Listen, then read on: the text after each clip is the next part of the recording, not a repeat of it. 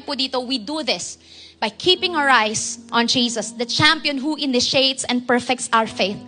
Because of the joy awaiting Him, He endured the cross.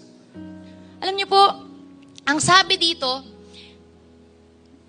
nagawa po niyang malampasan yung pinakamalupit, pinakamasakit, pinakamarahas na pamamaraan ng kamatayan because of the joy awaiting Him. Because of the joy awaiting Him, He endured the cross, disregarding its shame. Alam niyo po yung ibig sabihin nito? You are the joy awaiting Him. Because of you. Dahil ikaw ang nasa isip niya.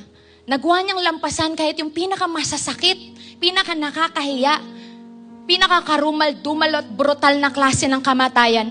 Dahil iniisip ka niya, para sa kagalingan ng anak ko to, para sa kalayaan ng anak ko to, para sa buhay niyang walang hanggan. You are the joy awaiting Him. The reason He endured the cross.